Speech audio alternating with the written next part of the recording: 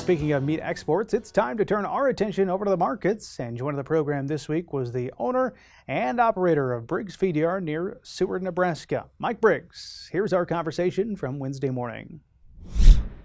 Mike, let's start here. Can you give us your current perspective on the state of the cattle markets? Current state of the cattle market is on fire.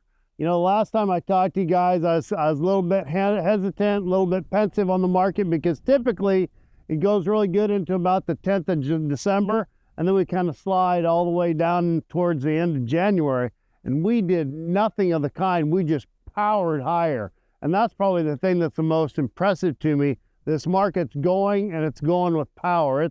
It's not even stair-stepping, it's just rocketing higher. Why? Well, cattle supplies, they're not there. Even though people have full feed yards, there's not a lot of fat cattle around right now. And much to everyone's amazement, demand is hanging in there, much better than anybody ever thought it would. Okay, let me ask this. Are you seeing any shifts when it comes to buyer behavior or packer activity due to the weather disruptions we've observed? Yes and no. You've seen the grinds are going really well because meat is really expensive. So it's not like everybody's rolling in there and buying a steak every day, even though they are buying them. But you're seeing a lot more ground product going through the retail. The thing that amazes me, every time I go out or anywhere you look, these restaurants are full. And that just amazes me. I know our society does more of that. Everybody talked about after COVID, how everybody stayed home and cooked more. Nobody likes that. They want to go out and go to the restaurant and eat. And it just amazes me. They're full everywhere. It doesn't matter what level of restaurant, they're full, which is great for us. Let's talk cash cattle prices. They remain steady despite market pressures. What's keeping the cash market supported, and do you see that continuing? I do see that continuing. What's keeping the cash market supported is lack of cattle. They're just not really there yet. Now we get a cattle on feed Friday, and that's the one I'm going to be interested in seeing because I've talked about before. Until we get on feed numbers under 100%, I don't know why this market's getting spun up so bad. And maybe this report, maybe we'll finally see that. I really think somewhere in here I'd like to see the market take a breath, but I think April, May, June could just be phenomenal. Box beef prices have been mixed recently. Are you seeing any signs that consumer demand is softening at the current price levels? I really haven't seen it. I just think you're seeing maybe a product shift. Not so many steaks. We're grinding into these cattle. Now that's a two-part deal, though. Some of that's because we don't have the cow kill. We're not killing cows. Thank God we've stopped killing so many cows. But so that leaves less grind, so we're grinding up the rounds. And as far as I'm concerned, that's great. Nobody knows how to cook a roast anyway. So the more burger we sell, giddy up. It all looks good to me. Okay, drought conditions have improved in some areas, but grazing opportunities remain uneven. How do you see that impacting feedlot placements as well as herd expansion plans in 2025? We got to have rain. It's really dry now. If you're a feed yard operator right now, it's fantastic. But come spring, we got to have some rain. It's really dry in a lot of places. The drought monitors that I watched, it's dry in a lot of places that are really important to grain production, like Illinois. And so at some point, this thing's got to flip, but I just assumed it didn't do that for about another 45 days. You're probably going to see more cattle on wheat this year than you saw last year.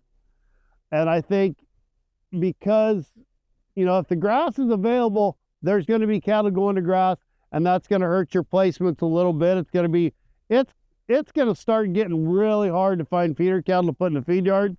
And the ones you do find are going to be really expensive. There's not going to be any margin in them. So this is when it really gets risky and you really got to pay attention to business. Mike, as we look ahead to the rest of the year, what key trends or events should cattle producers and feedlots be keeping a close eye on? That's a great question. You're going to have to watch your demand, because if demand ever stumbles, that's really going to hurt us. There's always that, when the market gets rolling, it always seems like there's an outside influence, a black swan, something out of left field, whatever term you want to use. I don't know what that is. I don't even know what it could be, but hopefully the economy stays in there for us and demand stays with us. It's just going to be a matter, we need a lot of help from Mother Nature. We got to have rain. We need grain and we need grass. And we need people to keep back some heifers and start making some cows.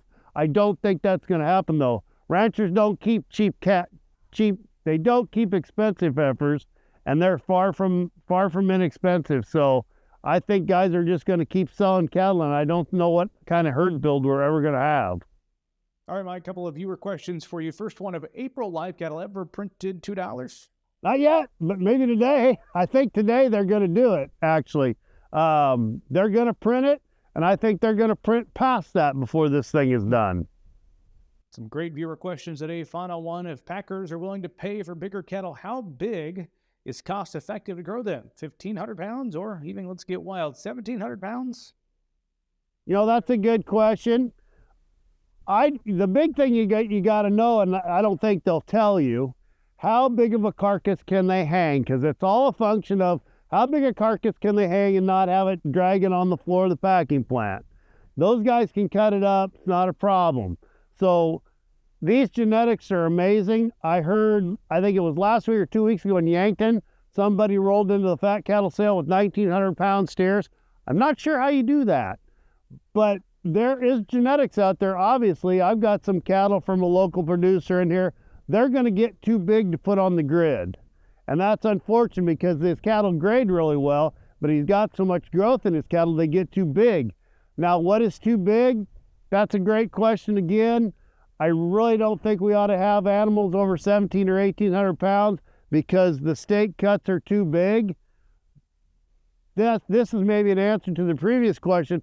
I think we're going to have to start cutting these animals different because the meat cuts are going to be too big. Like, for instance, the ribeye, that's what everybody talks about. I think you're going to get to where they're going to have to start cutting that hard of the ribeye out, and that's the steak they sell to people, and they're going to have to sell it higher because you took all that fatty stuff from the outside. Now, things can still be done with that. You don't want to throw that into the grind, but I think that's how we see change in this industry. You're going to see change in how we cut this animal up and what kind of products we do use it for. But I don't see any reason why anybody's going to stop till we get to 1,700 or 1,800 pound cattle as possibly the norm.